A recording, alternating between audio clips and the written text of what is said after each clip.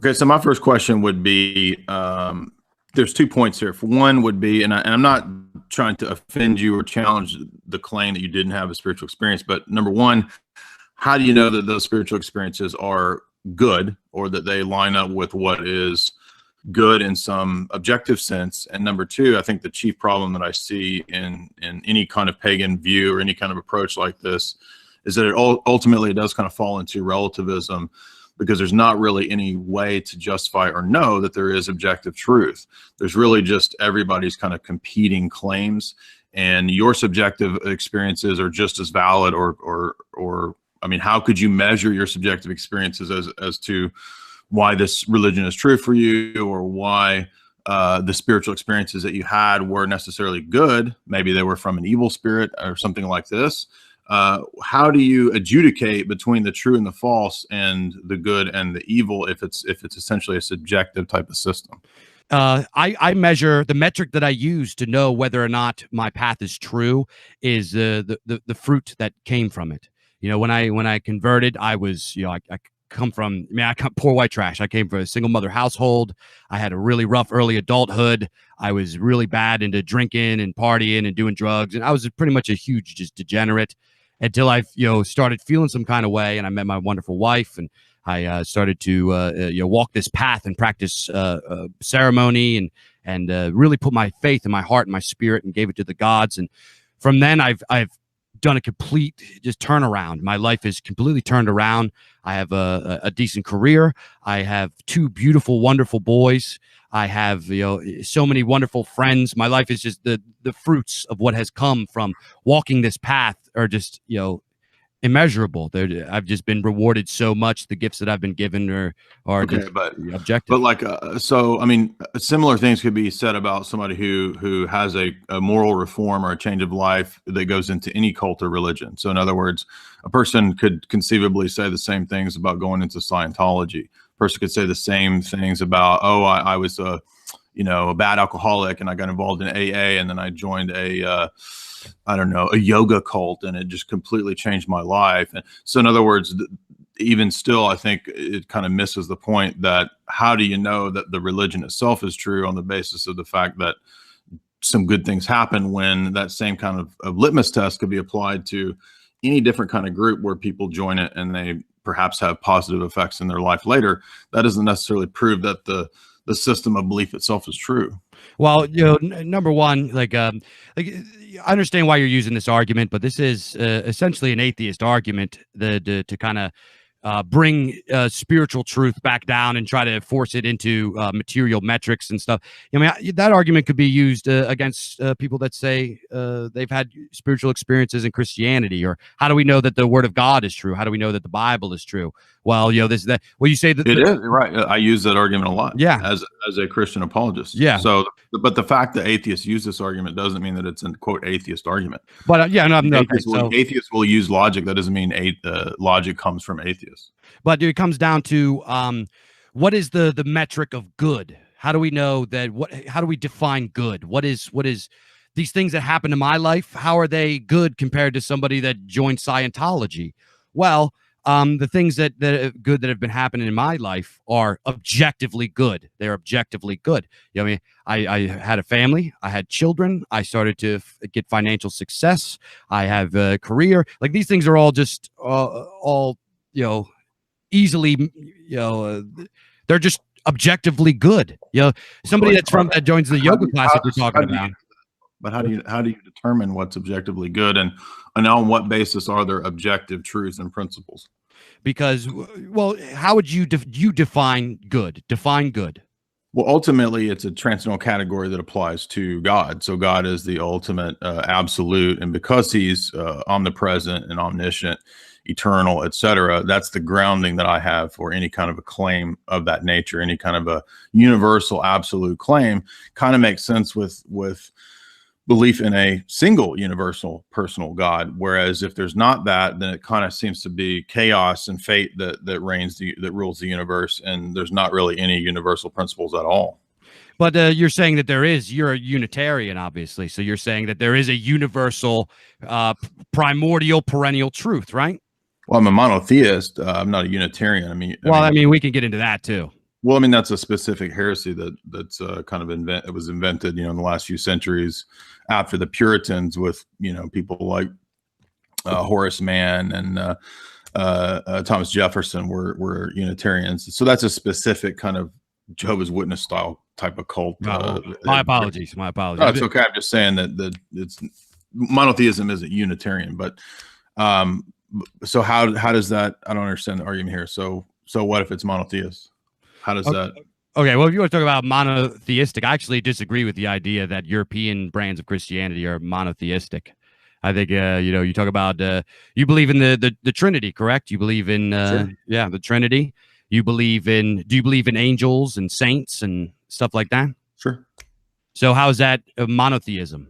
Well, because the source of all life, the source of all existence, the source of all those created beings is God the Father. Yeah, and you would pay homage to the saints and pay homage to the angels and pay homage to these manifestations of the divine, correct? Right, because paying homage or reverence is different than worship. So you essentially are a polytheist. No, we consistently argue against polytheism because there's only one God, one divine nature. Yeah, we have a very similar concept. We believe in the overarching primordial divinity as what Christians call God, and then like Christians, we have our gods, which would be, I guess, sort of like in the Christian pantheon, I guess like angels or lesser kind of entities and stuff like that, and then we have heroes who are we believe to be divinely inspired men, like saints. So it's the exact same concept, but with different semantics.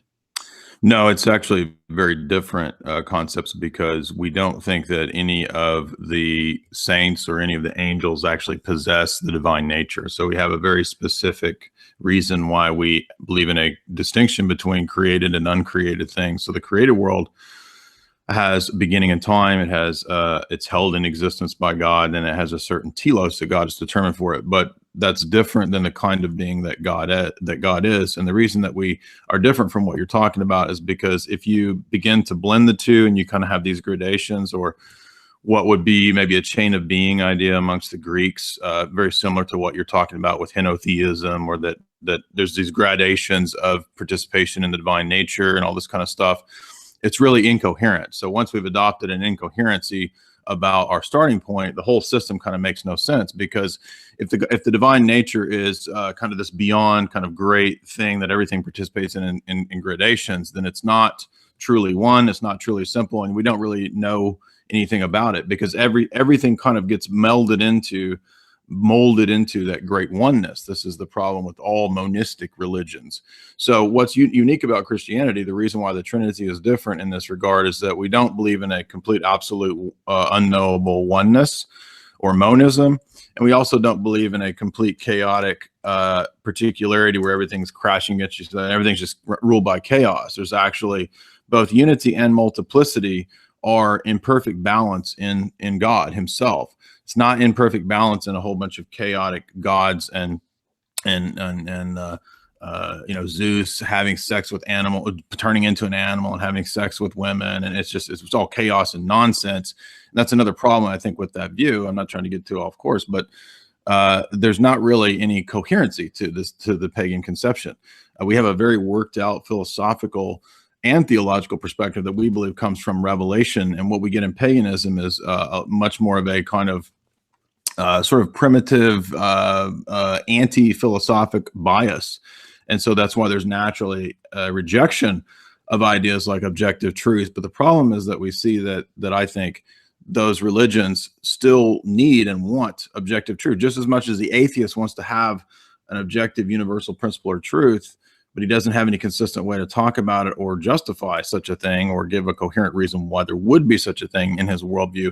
The same criticism applies to the neo-pagan or the heathen or whatever, that if chaos and fate rule these things, then you really don't even know if all of reality has this great oneness of divinity that all the other beings participate in by gradation. It's just something that you subjectively read somewhere or made up, and then the next guy could come along and say, no, I'm actually the incarnation of Odin. There is no, on what basis is one of these things true and the other's not? Well, first of all, I'd like to reject. Sometimes there's people get used to using like weaponized language, and one of the examples of weaponized language that you're kind of rolling out here is saying, "Oh, well, you believe in the oneness, but it gets convoluted and clogged up because then you have all this chaotic stuff that comes down the."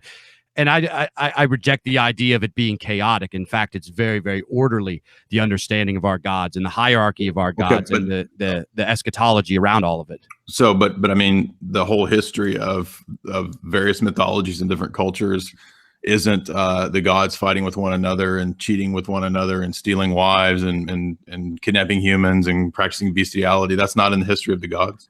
Well, no, but you're boiling it down. I mean, you're a spiritual guy. You understand when you read scripture that you're not supposed to get hung up on the details. Atheists make this argument all the time.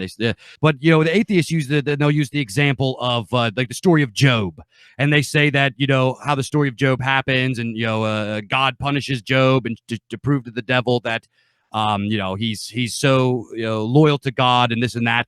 And then atheists say, well, how do why would you worship a God that does that? And then and so you understand that when you look at that story, you're not looking at necessarily the details. You take a step back and you draw the universal spiritual truth that comes from that story, the moral teaching of that story. So when you look at the Bible has tons of who are regarded as divinely inspired men or godlike men and stuff that do degenerate shit, that do bad shit. I mean, it's like, so to say that, because there's these stories where the gods do things that are lousy. Like, for example, the saga of Vali, where Odin is so angry about the killing of his beloved son Balder that he goes and he essentially date rapes a giantess woman, a princess, in front of her father so they can give birth to a child that goes and murders and gets revenge for the killing of his son. I mean, that sounds awful. I mean, it sounds degenerate. But if you take a step back, you understand the nature of Odin, and you understand that Odin is he sees all things. He sees all of time, past, present, and future happening simultaneously. And then you go on to understand that Vali goes on to be one of the most crucial characters within the cycle of time. So first of all, it's a big difference between saying that David sinned and God or Jesus committed sin. Those are two different things, because we believe that God is God, and God he's not fallen, so he's not going to commit the kinds of actions that you would speak of in terms of that kind of a deity. And so that's very different from saying, well, the Bible has men committing atrocious actions. Yeah, because that's part of the message of the Bible, is that we're fallen human beings. There are universal principles like reason and logic, mathematics. These things are not culturally relative, right? I mean, they're not things that we just make up as social constructs. The forms and patterns that we see in nature, concepts about logical laws, syllogisms, and so forth, they're not human constructs. They're actually operant principles in the world. And what that suggests is that there is a consistent pattern of reason and doing reasoning. And what I get from you is that's a kind of an atheistic approach. What we want is to return to spirituality. So you kind of set reason against spirituality. We don't do that. We believe human reason is perfectly in line with spirituality. No. Because first of all, I didn't imply that. What I'm saying is that atheists are essentially just they're here to tear. They're Discordian. They're just here to tear it down. They're just using weapons. They're not. I mean, I agree with you entirely. If you in heathen theology, we say the same thing. Human nature, logic, reason, mathematics, all of these things are completely in tune with our spiritual philosophy. Like you're talking about the mathematics, and I just briefly watched some of your video where you talked about numerology and stuff, and that nailed it on the head. I would say that same exact stuff, except I would switch out some of the language that I use. We're describing kind of the same thing, except the argument here is coming from essentially semantics. It's coming from semantics. No, it's not. It's very different to say that there's one God with omniscience, and who by his divine providence is the basis by which we ground these principles in universals that are operant in nature, and contrasting that with saying, well, there's a chain of being, and at the top there's Odin, and then there's all these kind of conflicting, gods or whatever. So, I mean, are the gods fighting or not? Are they just representations of symbolic principles, or are they actual entities that are fighting out there in the world? I mean, all of the above. It's here's the thing about in heathenry, we don't try to pretend that we understand, and our little human minds can express and really define what is divinity, what are the cosmic mechanics of the universe. We're not gonna. So we have the gods to teach us it through story and allegory and scripture how to understand it and behave properly during our short time on this life in our earthly vessels until we pass on to the next life. Okay, how do you know when you're supposed to enact revenge, and how do you know when you're supposed to not? I mean, where there's no consistent ethic in this at all. There is, absolutely. How do you know? How do you know when is a good action, when is a virtuous action, when is it not? When are you supposed to go to war? When are you supposed to have a vendetta? When are you supposed to not? I mean, it says clear and day in the Eddas. It says in the Havamal. There's plenty of clear as day, succinct descriptions on how you should behave in certain things, how things should be done, and how to live your life and how to make decisions and stuff like that. Okay, however, how do you know those aren't the details that don't really matter that you're supposed to overlook and find a universal principle? How do you know that the ones in your scripture are? Well, we have a way of a pattern of knowing this, because it's not just me reading this book. There's a whole history that goes into where this came from and fulfilled prophecies. There's no fulfilled prophecies in paganism. Absolutely, there is. Absolutely, there is. Ragnarok. Look at the story of the cyclical nature of time. It describes to a T the cyclical nature of civilization, and it coincides. It coincides. No. It coincides with the stories that come in the Vedas. What they talk about in Sanatana Dharma is like when they describe the yugas. Those are completely different philosophies. They're not. Just because you find a similarity. The basis of that religion is that you need to destroy your ego and find unification with the thusness of the universe. That's why you see yogis sitting out there in their shit, because that religion is ridiculous. It's not the same religion as what you're talking about. So what you do is cafeteria style, pick and choose what you want from each one of these traditions to concoct a thing that you think makes it look all the same. That's false. First of all, you're implying that I'm saying that the totality, the entirety of all of Hinduism is exactly the same as that. No, what I'm talking about is the original scriptures written in the Vedas hail from a similar ancestral spiritually philosophical root, and we know that in science. We know that we've uncovered these people, the Indo-Aryans. They all hail from the same kind of root philosophy, and that's where it all came from. Now, to get into what they're doing now, the root philosophy comes from, it's called Proto-Indo-European. Oh, so in other words, it took secular academics to dig up and prove what is the true revelation. That's the skeletal thing that's been corroded throughout all these millennia, which you're arguing is somehow in some skeletal form true. So you're gonna deny truth? What is the Ragnarok prophecy, by the way? So what you're saying is you're going to not deny truth because it comes from a source that you don't like. I thought you just said. I'm saying that your arguments here are all subjective because you're relying on. They are. You don't see that they are, but they are, because you're relying on principles that are mathematical, that are universal, that are supposedly scientific. But the arguments that you're giving to ground this are subjective. That's the problem. It's not subjective. You just said a few moments ago that you are in line with logic and reason and science and what we do know and what are mathematical truths. If we uncover a mathematical truth, if somebody that we don't like, that we're not in line with, discovers it, does that make it not true? No, that would be a sinful act, right? To deny something that is absolutely true. So I don't understand why you would want to deny something or expect me to deny something that is a universal truth.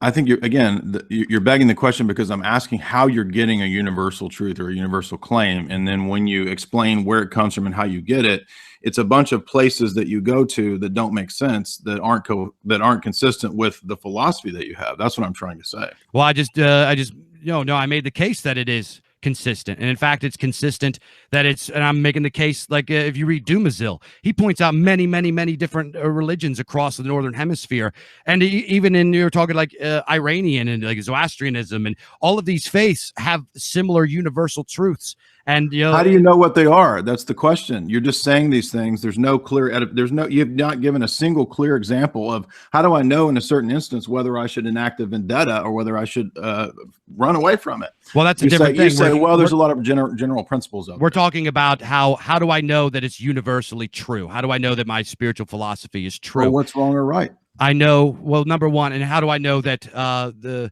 mathematics and the metrics in which I use to measure it is true are in fact true? And I'm saying that one of my metrics, one of my pieces of evidence is that it coincides and it's parallel with many, many, many other cultures around the world that came to the same conclusion and have even more details. That's just an appeal to a large number. That's a fallacy. It doesn't matter how many people. That doesn't. Yes, it does.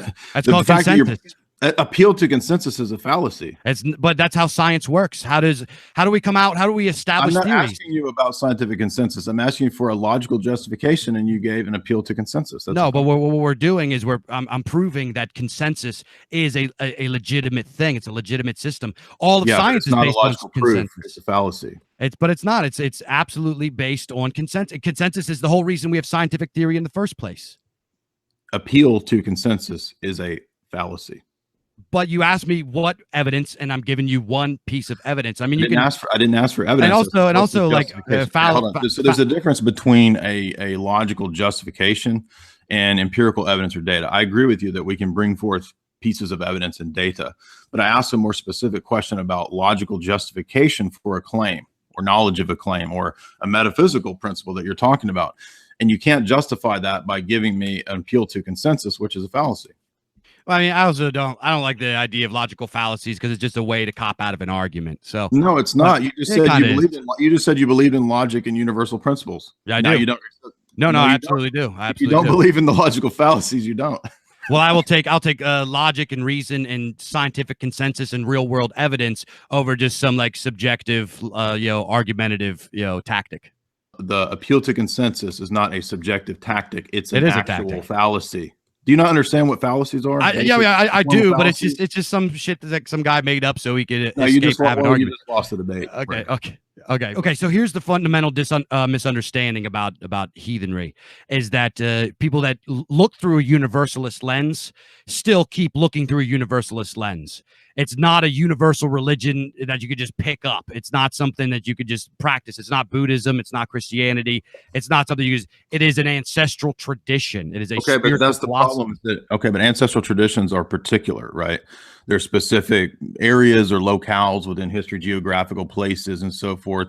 But earlier in the debate, you were making a point to try to say that the point of Odin is that he is a connection to or a manifestation of universal logical laws and principles of mathematics. So that's why those two things don't make sense. I'll make it make sense right now.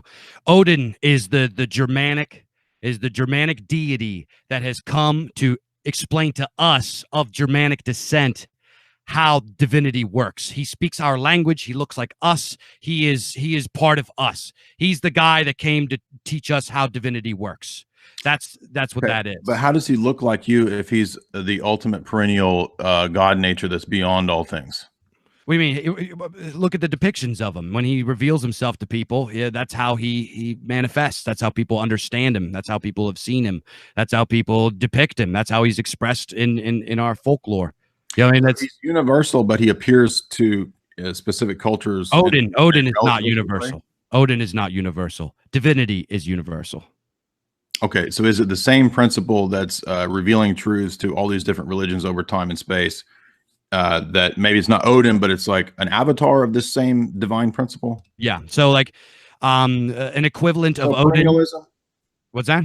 It's perennialism, basically? Essentially, it is it's very similar to perennialism. Okay, so the problem with perennialism is that you can't clearly say what is degeneracy and what's not. Is a giant orgy of butt sex, is that degenerate, or is that just part of the rite? Absolutely degenerate. It's degenerate. Why? On what basis? Well, because it's a dishonorable act. It's a disgraceful act. It's an act of the flesh. Circle. That's a reification. Okay, so you're saying it's bad because it's bad. No, okay. So within Asatru, we understand that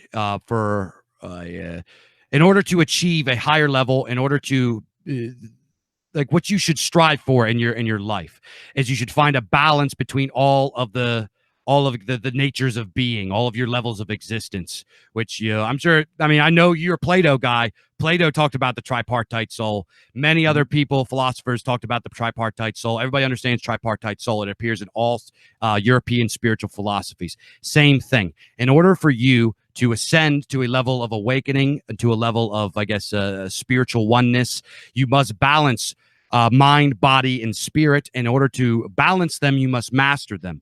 And to be like kind of a slave to just like carnal thirsts is the opposite of that. It's anus worship. It's worship of the material, and that is degenerate. Okay, but Plato also thought playing around with little boys was good. I mean, it doesn't mean everything he said was good, you know? Okay, so we're back at the pick and choose cafeteria approach. I mean, you're picking and choosing too. You like Plato. Don't tell me you don't like Plato, and then you must not be familiar with what I talk about, because I critique Plato more than I praise Plato. I mean, I talk about when I think he says things correct, but so you're picking and choosing too. Most of my talks are critiques. But you are picking and choosing. You say that he does say some good stuff. Yeah, but I have a basis for and believe in universal logical principles that directly relate to the mind of a personal God. And you're telling me that it's both subjective and irrational and coherent and rational at the same time. That's the problem. There's a dialectic between a universal rationality that you want to have to make truth claims and to say something is objectively wrong in XYZ cases. And then at the other hand, you're saying, well, I can't really say, because in our religion, it's based on my people group, this revelation to Germanic peoples. That's not universal. So the problem is that there's an attempt to have both things at the same time. And it's based on, again, a kind of a dialectic. And I think that, again, this goes back to the Trinity. This is one of the reasons why the Trinity resolves this problem of one and many, is because we don't believe that there's an ultimacy to either unity or to particularity in the many that's out there. We believe that God is both one and many, but ultimately there's one personal God. So that's the reason and basis for how we can have a logical approach to adjudicating between true claims, false claims, true religions, false religions, is that it's not subjective, it's objective. And it's not just saying it's objective. There's actually a logical basis for how there are objective truth claims. Well, what you're saying is that there's a universal mathematic understanding of things that create an objective metric to measure things, right? Sure. That's what I'm doing. I'm saying that, in this, these guys came up with 2 + 2 = 4. These guys came up with 2 + 2 = 4. My stuff says 2 + 2 = 4. Therefore, 2 + 2 must equal 4. That's what I'm coming up with. That is the metric. Except that that's not what you were saying in the first half of the discussion. That is what I was saying. No, because mathematics is directly related to logic. Logical laws can be formulated most of the time, many times, in mathematical forms and principles. So that means that you can't, for example, deny fallacies, because a logical fallacy is nothing more than a specific example of something that is a formal logical principle. And those logical principles are essentially the same as mathematical laws. Like if you talk about a universal or universal negative, universal claim, those are very similar to things in math claims and math sets. So to on the one hand say that, and then say that for example, the informal fallacies don't matter, shows that that's not really in your mind when you approach your perspective or your worldview. So again, what I hear is an attempt to want to be objective and to have objective principles, but at the same time to want to have a complete subjectivity and irrationality that allows for you to pick and choose in a kind of cafeteria approach which things are true and which things are false. And again, there's not, if you don't have, do you have access to the ultimate divinity that's beyond Odin, that's present as the skeletal outline of all religions? I mean, we see it every day. It's everything is an expression of the divinity. So it's monistic. Yeah, sort of. Okay, so if monism is true, this breaks down at a really fundamental philosophical level. If monism is true, then ultimately everything is at root one, right? Everything. Okay, so it's not everything is the root one. Everything is at root one. Okay, well, so what monism, what you're talking about, is that everything is part of the great oneness. Everything is involved in the great oneness. That's not necessarily what I'm saying. What I'm saying is everything is an expression of the great oneness, including the gods, including, which are different for each people. And, that's what I'm getting at here. Now, when I'm discussing stuff with people, and it's just a lot of times, I'm sure you've ran into this, people that are masters of sophistry. It's, the logical fallacy thing is a very easy escape for them to get out of. Yeah, but there's not going to be any debate that an appeal to consensus is fallacy. But why is it that science relies so heavily on appeal to consensus? Because science deals with the domain of empirical research and data. It's not dealing with the domain of rational justification, conceptual justification, epistemic justification. So shouldn't spirituality be based on research and data as well? There's an aspect to religion which is experiential and existential, but there's also an aspect which is a priori and conceptual or even mathematical. But we should absolutely still be logical, reasonable human beings. That's what I just said. Yeah. Yeah. So I just don't understand the disconnect here. Because I'm making a presuppositional critique of your approach, your worldview. Again, the metaphysics, the ethics, the epistemic claims, they don't cohere. And this is what we're running into here. I'm trying to give you like a multifaceted justification, and you're kind of like stopping me on this and stopping me and like picking apart these fallacy. Then it doesn't work as a justification. But it can when it's mixed together. Yeah, of course it can. Of course it can. No, it can't. Okay, then get rid of that. Fallacies can justify a proposition or a belief system. Okay, so here's another justification. It says that these behaviors are how we're supposed to act, clear as day in the Eddas, and that was written by divinely inspired men. That is the word of God. Okay. On what basis do we know that that's the word of God when you were also appealing to like ancient texts like the Vedas to say that it's the same idea there that's in the Vedas? I'm just confirming that it's saying other things for other people, that the mathematics and the metrics are true. How do you know that confirms that, though? How do you know which things are the right things to pick out when it's literal and when it's not? Because you said a minute ago, don't get caught up in the details. Well, maybe the detail of a situation or a story about vendetta is a detail I need to pay attention to. Well, how do you know that? What is your process for justification then? Well, we have a process within the church, which is where you actually go into the catechesis, the whole mindset of the church spread throughout the world, because there is an objective revelation given in Scripture. So consensus. No, it's a mystical experience. It's an initiatory experience.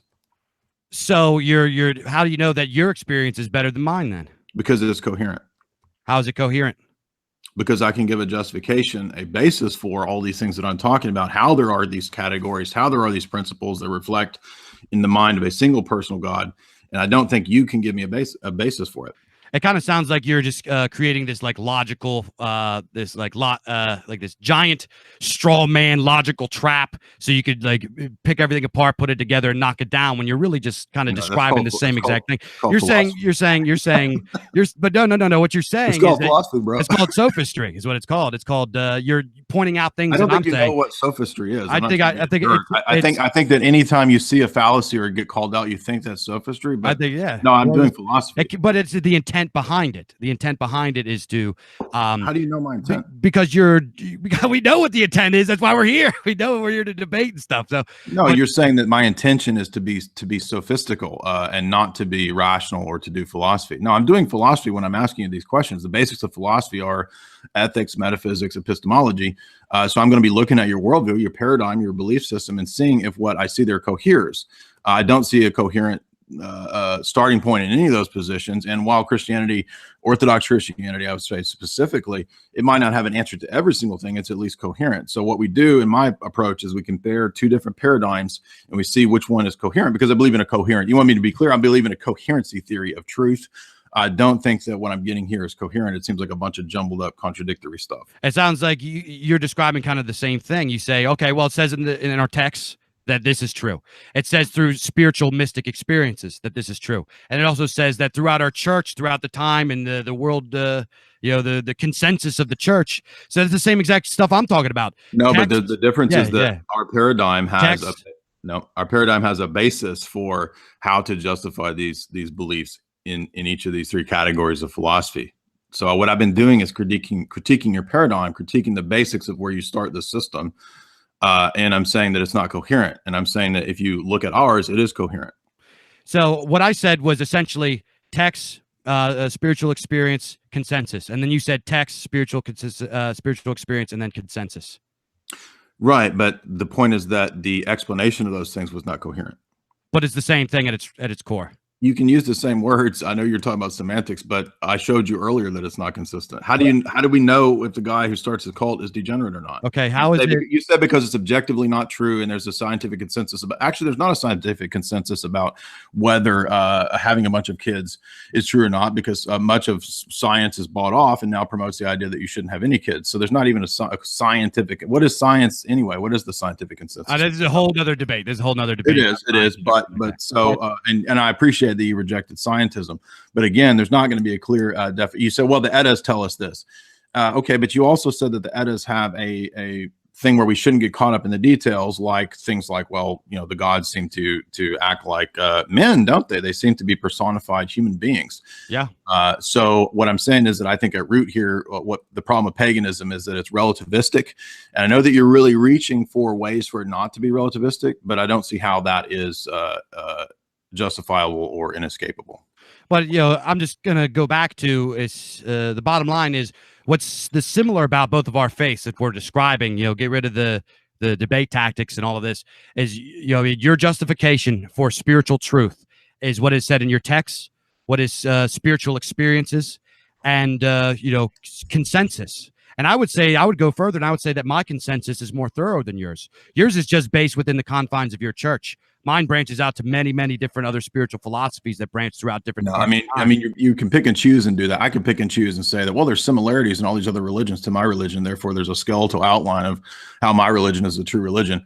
That doesn't really. I mean, that's so vague. It could be anything. I mean, we can find similarities in anything between anything by doing that. This is the problem with universalism is you think that you have the one universal truth for all of the world, and which has led to multiculturalism and all kinds of this other stuff that has gone down. I'm not saying that's a ruse, though. I'm not saying that the Orthodox Church has led to this, or I'm not saying Catholics have led to this, but just the general idea of universalism has been fundamentally, absolutely destructive for all of the world entirely. Yeah, this is another contradiction. Do you think that your position is true? You've been arguing that there are objective truths.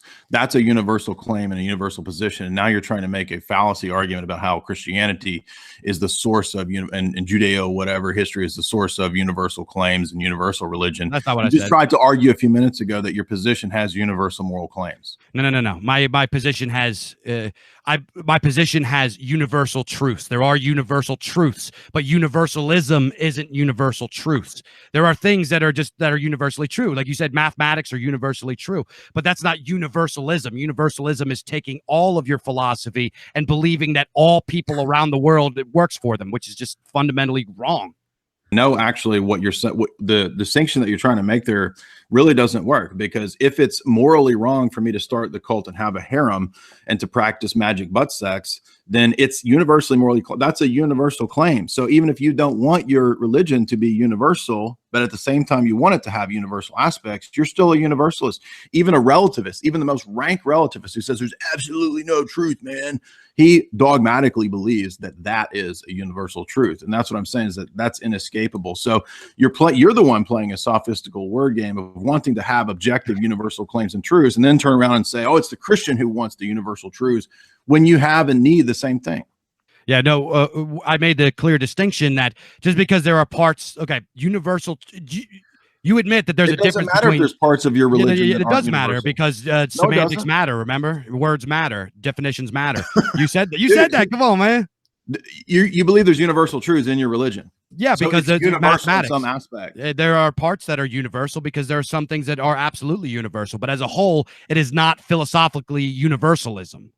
Yeah, but it doesn't matter whether you tack on the ism on the back of it, because you still believe that it's wrong for me to have the harem and the magic butt sex. Yeah, well, you know, why do we got to talk about butt sex? Like, can we just make it prominent in a lot of pagan literature? That's why it's not prominent. I've read all of the Eddas. I've never seen a single butt sex. No butt sex. And you mentioned Plato earlier. Plato talks about it. Well, Plato's not Germanic pagan. And in fact, a lot of people argue that paganism, and you were appealing to Plato. You were appealing to the Indo. No. I gave an example that I knew you were familiar with. Okay, so only the Germanic tribes were the ones that refrained from butt sex. Okay, and yeah, that's really believable. And in fact, Tacitus, you know, he explained how the Teutons would throw sodomites in bogs and pile rocks on top of them and disappear them. So sodomy has not been historically something that we are, you know, tolerant of. Well, whether it is or it isn't, I don't see on what basis is it wrong. I mean, you just made the claim that there's gods having butt sex in the Eddas, which is it's just no, not true. I said the Greeks. All right, well, I'm not Greek. Yeah, but you've been appealing to other religious traditions as a universal way to vindicate the skeletal outline. Because I thought that it would be a better. I thought it would be better than just appealing to myself, which is what the argument you're doing. And so the appeal outside of yourself doesn't work, is what I'm trying to say. Well, I'm saying that the appeal to yourself is kind of that's like saying it's appealing to yourself is also subjective, and it's kind of sketchy. I'm saying like there's these other examples all over the place, and you're saying, oh, my examples come from in-house. No, I appealed to how you justify claims in philosophy. When you go to a debate, there's the assumption that that both parties are going to be subjected to the same rules and laws of logic. Yeah, well, but it doesn't get past my point here. Is that why is it that my justification I'm using because they're incoherent, examples. They're contradictory. They're not though. They're not. The example. Well, you saying they're not doesn't make them not, but they are. Yeah. Well, also you saying that there's gods having butt sex in paganism all over the world doesn't make it true because it's not true. But here's the bottom line. It is true. It's not. Okay. Read the Eddas. If you read the Eddas, I will bet you $1,000. $1,000. You will not find one single example. Why are we supposed to follow the Eddas? Why are we not following Zeus and the Greek myths? Like, why is one true and the other? Well, I said, well, this is from my people, so it's relative, it's subjective, and I'm saying that you need a way to adjudicate between true and false, between evil and good. You don't get that in your religion. Is there, yes or no, an overarching divine entity in the universe, in all of creation? Sure. Yeah. So why is it that you're avoiding these universal truths and using like essentially pill pull to kind of pick apart something that's also universally true? I've been sitting here arguing for universal truths and claims that are only consistent with a personally revealed God, and that is distinct from the idea of all of creation being a kind of pantheistic manifestation of God. So that's very important for us because we don't confuse the creator and the creature. They're two different realms or two different things. Creation can be exalted. It can participate in different operations or energies of God, but it's never the same thing as the divine nature. And that's the central problem with paganism, is that it confuses the divine nature with what's created. And so once you blend those two worlds, what you get is idolatry, and you get the madness and relativism of paganism. But it's so what? Okay, let's take a step back. What is your metric? What is the justification that your metric for analyzing this is true? Well, I'm gonna utilize the justifications in philosophical discourse, right? The justifications in logic, the justifications in epistemic analysis, the justifications that also are at times empirical. Sure, there's nothing wrong with putting forth empirical evidence, but that's, again, it's different than the way that we justify a claim, because that has to do with universal claims. And the only way you can justify universal claims is not ultimately empirical. It has to be a priori. Okay, so you're going to go back to you're essentially using the same justifications as me. You're just using a more, I guess. I mean, you missed the entire argument I've been making the whole time, and you're just saying it's pill pull, it's Talmudism, it's this kind of stuff. No, I mean, philosophy is not pill pull. But debate tactics is. Yeah, but it's because are you not familiar with debate? Like, I mean, I'm not trying to be rude to you, but, no, I know. I mean, justifying claims is not semantics and tricks. But when you split hairs and you try to pick apart every single little detail before it's well, I don't think having a harem and magic butt sex is splitting hairs. I mean, that's a simple question. Well, I mean, I would never advocate for any kind of butt sex ever. I know, I'm not saying you are. I'm asking the question of how do we adjudicate between whether that's degenerate or not. But you keep bringing up butt sex, and I'm just saying that it triggers me, and I don't want to talk about butt sex. That's all I'm saying here. Okay, well, we can pick a different human sacrifice. We'll pick a different thing that we think is degenerate. Okay,